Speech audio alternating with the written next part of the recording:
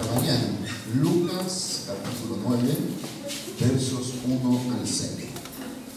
Y habiendo reunido sus 12 discípulos, les dio poder y autoridad sobre todos los demonios y para sanar enfermedades. Y los envió a predicar el reino de Dios y a sanar a los enfermos.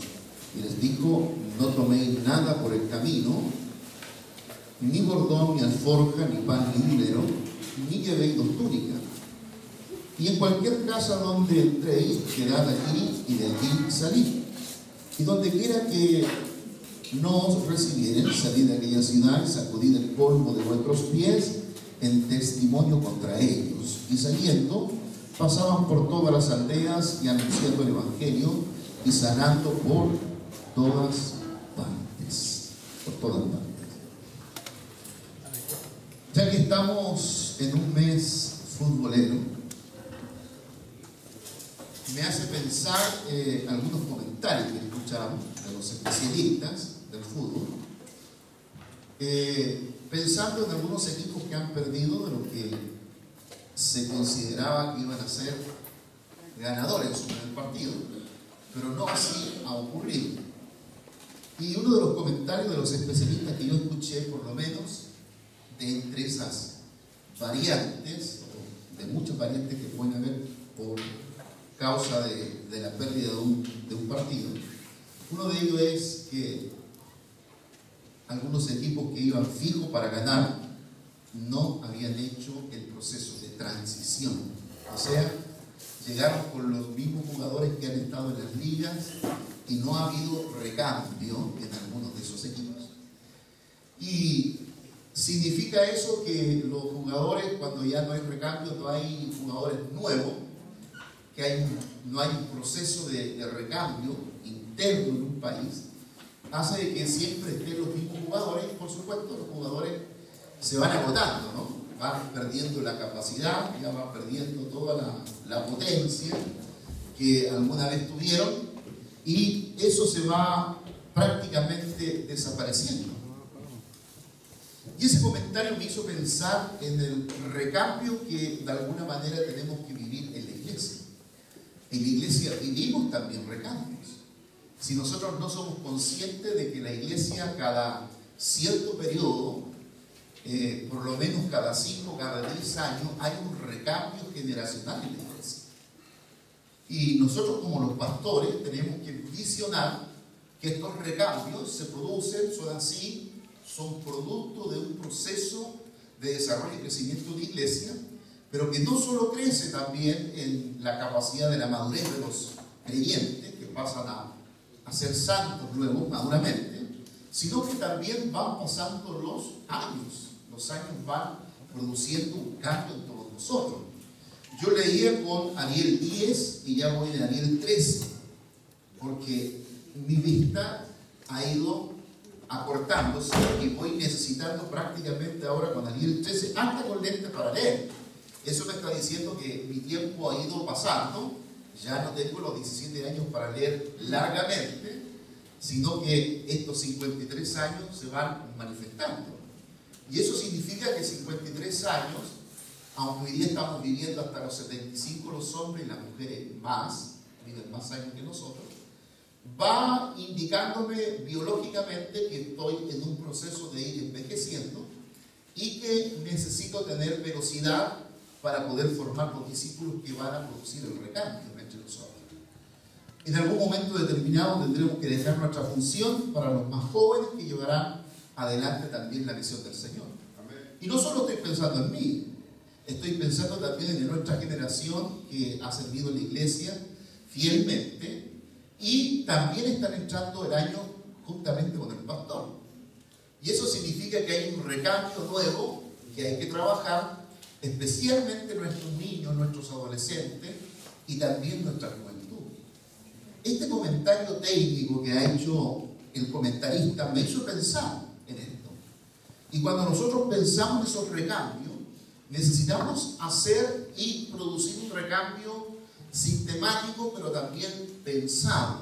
No es un recambio al azar, esperar que lleguen los tiempos, esperar que pase el tiempo y uno no haga inteligentemente el proceso de recambio. Esto es como un poquito la jubilación, ¿no? Dejar que los años pasen sin haber tenido la prevención, haber prevenido de imponer en alguna AFP, que a lo mejor la pensión no va a ser extraordinaria, pero será más que nada.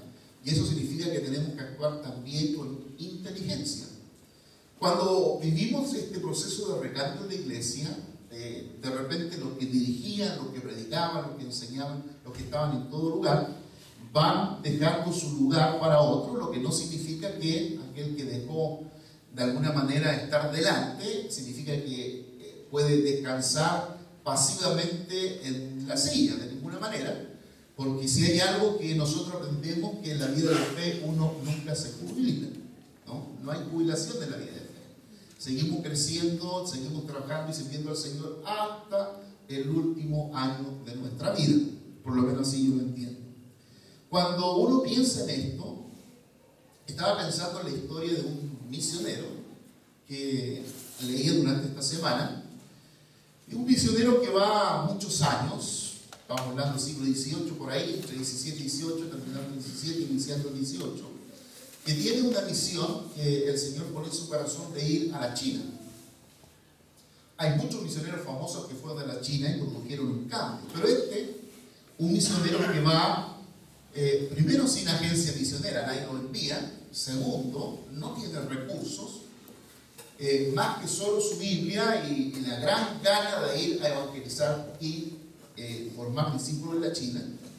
Y durante un periodo de 2 años, rápido, aprende el idioma de la China, aprende el chino mandarín, y con ese precario aprendizaje del chino, que lo hablaba entre sí con Sam, puede comenzar un proceso de evangelizar y luego de comenzar a discipular.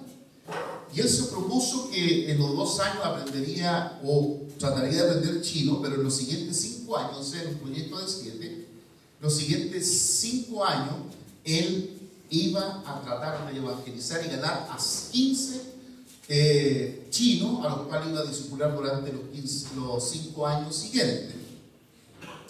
La historia nos dice que este misionero logró alcanzar a los 15 chinos y por 5 años evangelizarlos, y después de evangelizarlos los envió por todas partes de la China.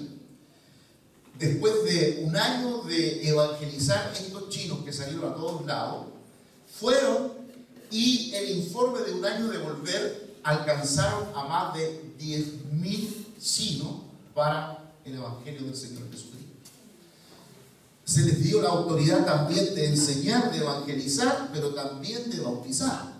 Así que el informe fue: estos 15 chinos alcanzaron a 10.000 quienes se convirtieron y se bautizaron. Luego el proceso de estos 10.000 que se ganaron, se les desafió a alcanzar por lo menos a 3, ganarlos, evangelizarlos, discipularlos y bautizarlos. Y así ocurrió que en un periodo prácticamente de 10 años se lograron alcanzar más de 1 millón de chinos. Ese millón de chinos que se alcanzó en ese periodo ha dado a luz a más de casi 200 millones de chinos que han sido alcanzados en esta nación, una nación no cristiana que prohíbe la predicación del Evangelio, pero que el hacer discípulos ha sido la clave para el desarrollo del Evangelio en un país hostil al Evangelio y que no da ninguna facilidad para que ninguna iglesia se plante, ninguna facilidad política para que haya tolerancia, por lo menos religiosa. Imagínense, nosotros estamos en la temática del discipulado. Hemos dicho que para discipular uno lo que necesita hacer es traspasar la vida de fe que nosotros hemos obtenido. Este muchacho misionero, un muchacho joven, que no es capaz de ir al instituto bíblico ni al seminario teológico, no tiene una preparación académica, sistemática, formal, sino que es un muchacho que simplemente recibió el Evangelio, y al recibir el Evangelio entendió el mandato de Mateo 28, 19 y 20, y hacer discípulos. Por lo tanto, emprendió la marcha a una nación que es la nación más grande del mundo, la potencia más grande económica, y este ejercicio de la fe.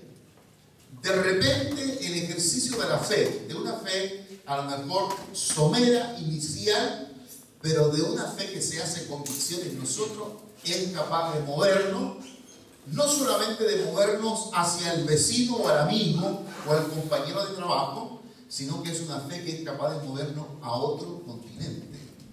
Un continente que no tiene todas las facilidades.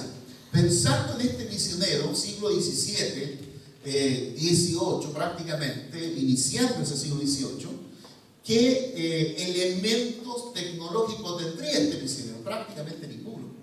Su Biblia recién siendo traducida al idioma y luego tratar de traducir por lo menos el Nuevo Testamento al chino mandarín. De estos 2 años que el misionero aprende el chino y desarrolla la traducción del Nuevo Testamento para enseñar a sus nuevos creyentes. Eso me hace pensar, queridos hermanos, que para hacer la obra de Dios no necesitamos tanto. Y a veces la iglesia ha quedado trincada en el desarrollo de la obra de Dios porque piensa que necesita tanto para llevar adelante la obra del Señor. Permítame volver a capítulo 9 del libro de Lucas.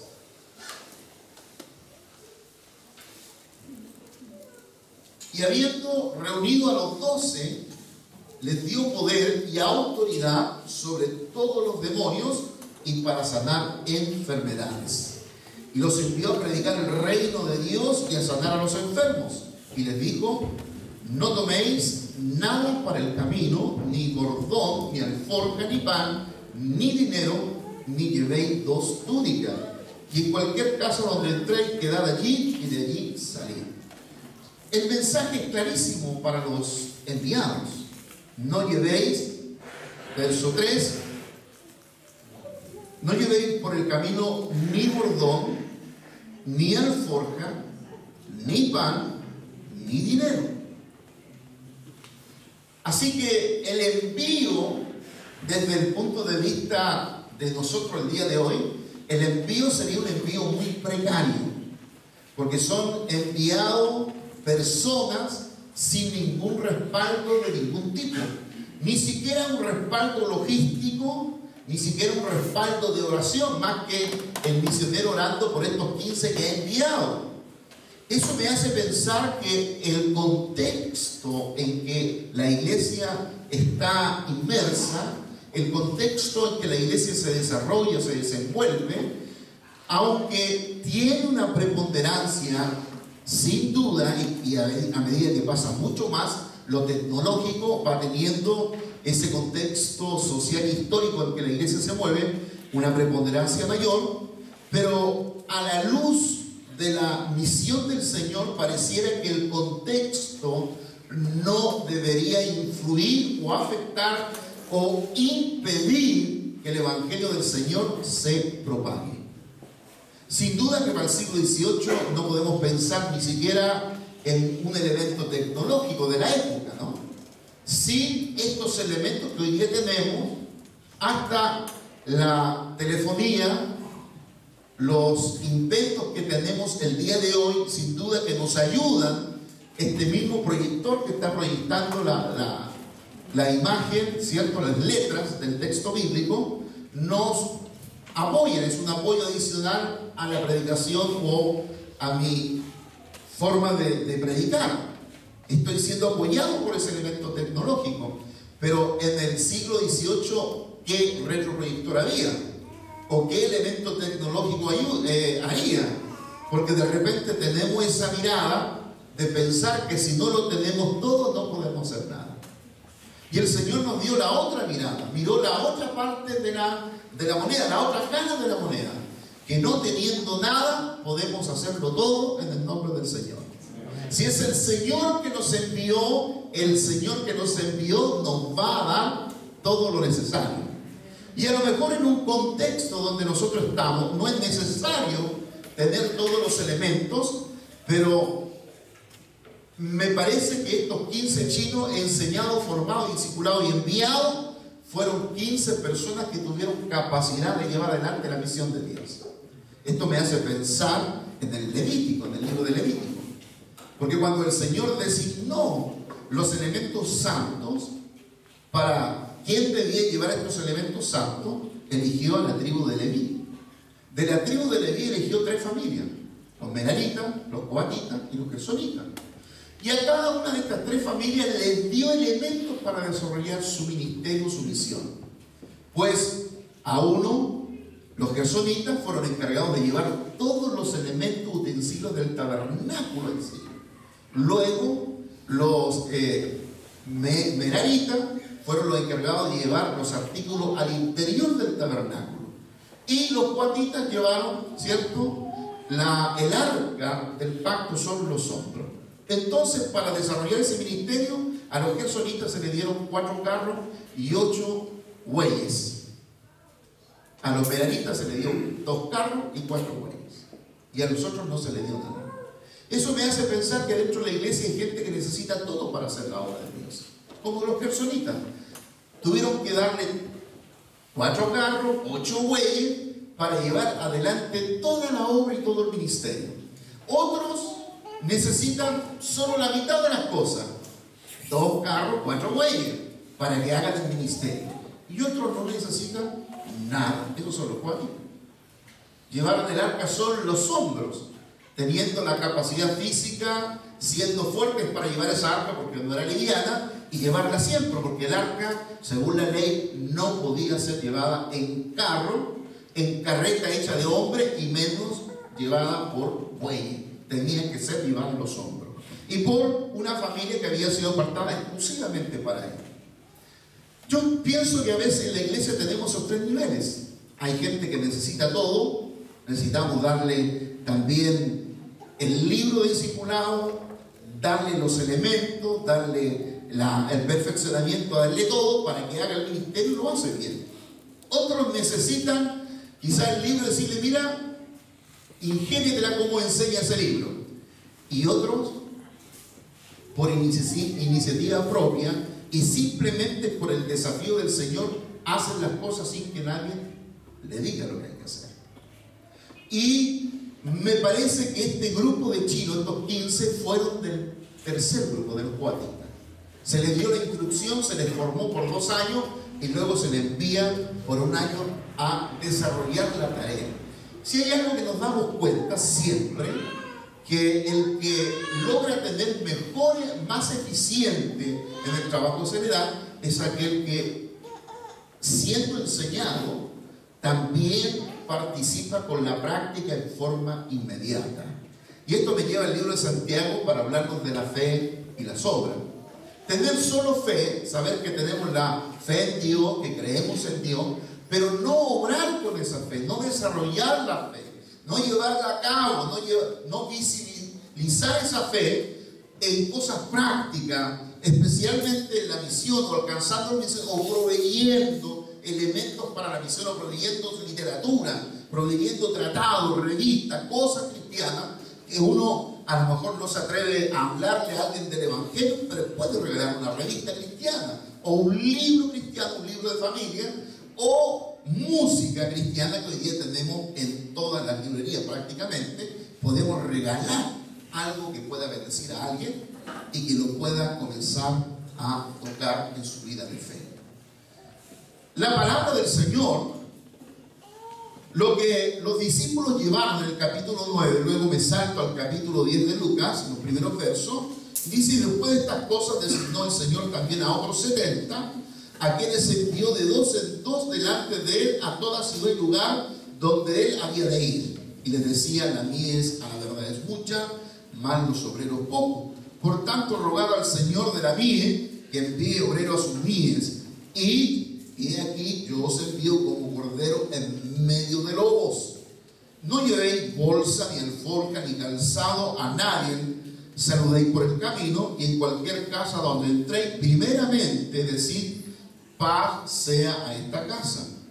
Y si hubiere allí algún hijo de paz, vuestra paz reposará sobre él, y si no, se volverá a vosotros. Y posad en aquella misma casa, comiendo y bebiendo lo que os den, porque el obrero es digno de su salario. No os paséis de casa en casa. Aquí hay la verdad las cosas que consejos muy prácticos, ¿no? El Señor fue práctico, sin duda que sí, muy práctico en cómo llevar la misión, cómo la desarrollamos adelante. De tal manera que esta misión la podemos llevar sin mayor problema. Si uno tuviera que depender de la preparación para llevar adelante la misión, tendríamos que pasar años y años y años preparando a las personas. La preparación es un elemento significativo, es un elemento importante. No es que no tenga importancia, pero cuando hablamos de la misión, lo que necesitamos de la misión es recibir la misión, la comisión y recibir al Espíritu Santo. Cuando uno tiene estos dos elementos, tiene todo lo necesario para la misión. No requiere, e inclusive está diciendo el Señor, que no requiere ni siquiera dinero, lo que comúnmente nosotros representamos, que para llevar adelante la tarea de Dios se requiere dinero. Y lo que el Señor está diciendo a los 70, que son los que nos representan a nosotros, porque son un grupo multiétnico, van a todos, a los gentiles, a excepción de los 12 que solo iban a los judíos, y estos 70 van a todos. Todos deben ser alcanzados, todos necesitan escuchar el Evangelio, y aquí también se involucran los samaritanos, no bien mirados por los judíos. Así que la misión del Señor directamente no está relacionada con dinero, sino con disposición de personas que quieren llevar adelante la misión del Señor. Usted me dirá, pero pastor, necesitamos dinero, para construir vamos a necesitar dinero. Sin duda que sí. Pero el dinero no es el factor más preponderante, sino que el factor más preponderante es la fe. Y fue la manera como el Señor también quiso educar pedagógicamente como un niño a su profeta más famoso del Antiguo Testamento, como fue Elías. Que él podía mover cuervos, podía mover aves para que alimentaran al profeta, para que pudieran velar por esa área, ¿cierto?, del profeta Elías. El Señor es soberano. El Señor puede mover montañas, puede mover cualquier cosa, si eso está dentro de la misión que Él nos ha mandado a hacer. No tengamos ni una duda, porque la duda es el antónimo de la fe. No tengamos ni una duda que cuando emprendemos la tarea, emprendemos la misión, tendremos todos los recursos de Dios, y mucho más que eso, tendremos todos los recursos del cielo. La tarea se nos ha encomendado, nos han enviado, y debemos llevarla adelante. Recordemos que todo el trabajo de la iglesia primitiva del siglo I, y también el trabajo que se desarrolló con esta historia que le comento de las misiones, de este misionero que prepara estos 15 chinos y los envía, todo ese trabajo se desarrolló ¿dónde? En casa. Se desarrolló en casas, bajo un árbol, porque estos fueron 15 chinos misioneros caminantes. Recuerdas el siglo XVI, siglo XV, XVI, por ahí, nació un grupo que se llamó los Caminantes, que fue un grupo que se fue por toda la Europa, y que lo único que llevaban, basado justamente en el capítulo 9 de Lucas, y recorrieron Europa llevando el Evangelio. ¿Qué llevaban ellos? Ni siquiera su Biblia, porque no hay ni Biblia. Simplemente la gana de ir, y este grupo, los Caminantes, sacudieron a Europa con el Evangelio del Señor Jesucristo. Por lo tanto, ¿qué se necesita para llevar la misión adelante, sino tener la convicción de ser enviado? Dios nos ha enviado todo, y tener la gracia y la presencia del Espíritu Santo. Todo lo demás pueden ser cosas adicionales, pero no son preponderantes. Porque eso significaría que aquellos que tienen más recursos pueden tener mejor capacidad, más elementos, más elementos de todo tipo para hacer la misión, y el que a lo mejor tiene pocos recursos no podría invertir tantos recursos. Y eso significa que el Señor nos dio a todos lo mismo. Mirando la parábola de los talentos, el Señor nos ha dado a todos conforme nuestra capacidad, ¿cierto? A unos 5, a otros 2, a otros 1. O mirando el texto del libro de Romanos capítulo 12, se nos ha dado una medida de fe. Y Dios no nos pide una medida mayor de la que nos dio. A lo mejor mi medida de fe me permite solamente alcanzar a un discípulo en la vida. Solo alcanzar a uno, discipularlo para que éste discipule a otro. Y a lo mejor la medida que el Señor me ha dado me capacita para alcanzar a dos, y estos dos ganar, evangelizar, discipular y enviar. Y a otros a lo mejor le ha dado más capacidad, como los coatitas, de alcanzar a 5, ganarlos, evangelizarlos, plantarlos y enviarlos para que hagan la misión. Yo no sé cuál es la capacidad que Dios a usted le dio. A lo mejor para alcanzar a 1 en toda su vida, a 2 o a 5 en toda su vida. Lo que yo sí sé, que Dios está interesado que esa capacidad que Él puso en nosotros y nos dio a cada uno de nosotros, la usemos. Y la usemos para la gloria de Dios. La usemos para su gloria. Y en esto es muy probable que a lo mejor la capacidad suya sea alcanzar a una persona en toda su vida, y a lo mejor alcance a aquella persona que alcanzará a miles. Por eso que si nosotros vemos que nuestra capacidad a lo mejor es menor, tenemos que ser más eficientes en el trabajo que hacemos. Porque no podemos dedicar horas, ni días, ni nuestra vida a una persona o a alguien que no va a perseverar como corresponde. No hay que tirar las perlas a los cerdos. Hay que buscar la persona, el individuo, sea hombre o mujer, que tenga la capacidad de captar la misión del Señor y que podamos invertir una vida en esa persona para que lleve el Evangelio. No iréis ni bordón, ni alforja, ni calzado, ni nadie ni saludéis por el camino, según capítulo 10 de Lucas. Y si hubiere allí algún día un hijo de paz, que vuestra paz repose sobre él. Queridos hermanos, nosotros en el proceso de ir desarrollando a los discípulos, de ir formando a estos discípulos, no significa invertir nuestra vida. Cuando uno piensa en el discipulado, piensa en la inversión de la vida completa de uno. De cómo has usado tu vida para la formación, de las posibilidades que has tenido y las has aprovechado para formarte para la gloria de Dios. Todas esas posibilidades que Dios nos da, que de repente las miramos solo del punto de vista del ojo humano, no previendo, no teniendo la capacidad de entender que toda posibilidad que Dios nos da, nos la está dando para que hagamos bien la misión que fue encomendada. Así que yo me recuerdo que durante el año que estudié en Temuco tuve que pagar mis estudios, pagar el arriendo donde yo vivía y estudiar un año. Y como yo trabajé ese año, ¿sabe cómo? Haciendo jardines y podando flores, rosas, árboles frutales y todo. Pregúntele a usted, y pastor, ¿cómo usted aprendió? Bueno, siendo niño, uno de los hermanos de mi mamá, el menor que vive aquí como a 5 cuadras, era jardinero. Y yo salí por 2 años a acompañarlo, a ayudarlo. Aprendí a hacer jardines, a podar todo tipo de cosas. Yo tenía 13 años. ¿Usted cree que a los 13 años tenía yo la capacidad de creer, de entender, de que 12 o 13 o 14 años más adelante iba a poder vivir un año fuera de mi casa haciendo la pega que a los 13 años estaba aprendiendo?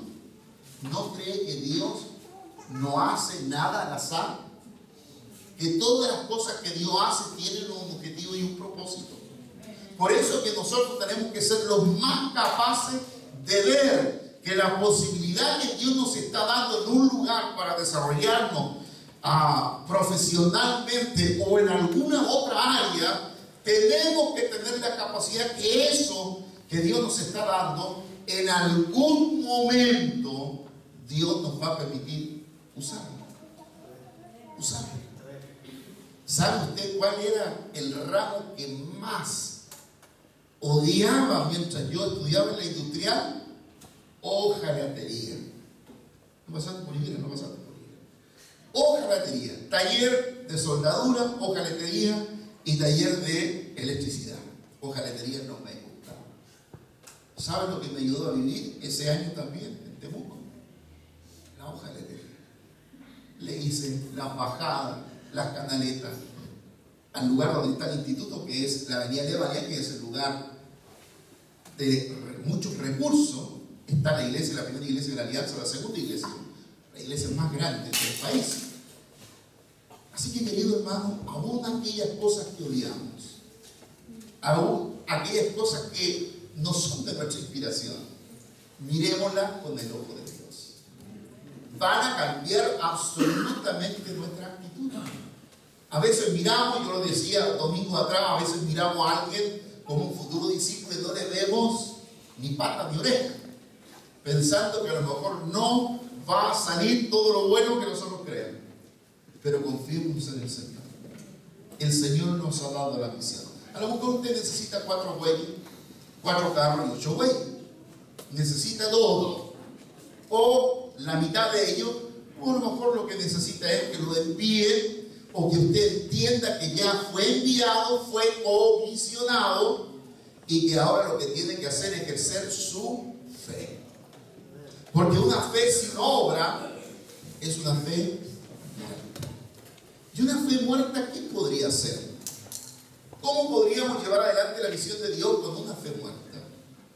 ¿Qué capacidad, qué condición, qué potencialidad puede tener una fe muerta? ¿Qué significa fe muerta? No solamente el no obrar, el no hacer en el nombre del Señor, sino que significa que hasta lo que yo creo deja de tener convicción. Lo que yo he afirmado mi vida de fe, las convicciones sobre la base de las promesas y el conocimiento de Dios, comienzan también a tener ningún poder y ningún convencimiento en mí mismo. Si hay algo que a veces da pena es escuchar a personas que hablan sin convicción. Cualquier cosa le da lo mismo. Cualquier cosa le da igual. Las convicciones que traen la fe, puesta en la palabra, nos permiten desarrollar la tarea que el Señor nos ha dado. Jesús gastó mucho de su tiempo personalmente instruyendo 3 niveles. El Señor instruyó a 3, a 12 y a 70. Quizás ahí encontramos los 3 niveles de capacidad. A lo mejor usted puede instruir a 3, otro podrá instruir a 12 y otro podrá instruir a 70 o más. Yo creo que llega un momento determinado que esto tiene que producirse una convicción. Tengo que evaluarme delante del Señor, hacer la evaluación, tirar la línea de la realidad y la línea de la fe. La línea de la realidad, lo que me permite alcanzar conforme a la capacidad y conforme a la preparación que tengo. Y la línea de la fe, lo que me permite alcanzar conforme a la preparación que tengo, pero también tirar una línea de fe que me permite alcanzar más allá de lo que yo he pensado. Por lo tanto, esta relación del Señor Jesús con los 3, ustedes se recordarán de estos 3 discípulos más íntimos, Pedro, Juan y Santiago, y luego hubieron 9 que constituyen esos 12. La misión del Señor es una misión que la iglesia necesita hacer y desarrollar. Y en la misión que evidentemente se nos ha dado a todos, y por favor no se olvide de esto, se le dio la misión con capacidades. Esas capacidades que Dios nos ha dado están para que las desarrollemos en la fe. A lo mejor usted va a alcanzar a uno en toda su vida cuando debió haber alcanzado a 70. Bueno, será tarde que lo sepa en el cielo cuando Dios le diga: tú debiste haber alcanzado 70 porque te di la capacidad para 70, pero alcanzaste a uno. Por lo tanto, el premio será menor, ¿no? El premio será menor. Recuérdense que son 5 coronas: la corona incorruptible, la corona de vida y otras coronas más que serán puestas en nuestra cabeza producto de la tarea y la misión. Y otros a lo mejor casi me alcanzarán corona. Estarán en las tinieblas de afuera, no en el infierno, pero no gozando de toda la presencia y la gloria de Dios. Queridos hermanos, es una misión extraordinaria.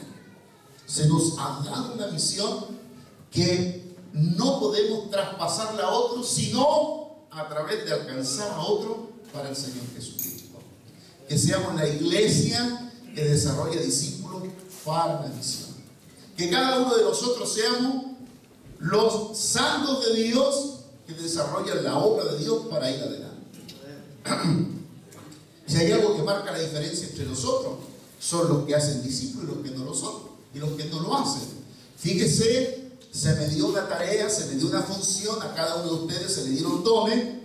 Esos dones también están acompañados con talentos. Esos talentos se desarrollan, esos talentos naturales uno los puede desarrollar, los puede ir perfeccionando, mejorando, creciendo en excelencia al punto de desarrollar con tan pulcritud algún talento desarrollado.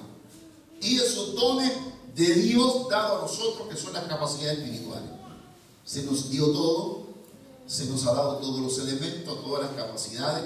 Ahora Dios espera que hagamos la obra, que hagamos la misión, que nos convertamos en la iglesia que discipula. ¿Ah? Que tengamos esa fama. No la iglesia que canta bien, la iglesia que hace esto, lo otro. No, la iglesia que discipula. ¿Ah? Que cada persona sepa, mira, si vas a esa iglesia, te van a formar. Que sea nuestra tarjeta de presentación. Somos la iglesia que discipula, la iglesia que forma, la iglesia que trata de cumplir la misión del Señor con toda su fuerza y con todo su corazón. Señor, te damos gracias esta mañana.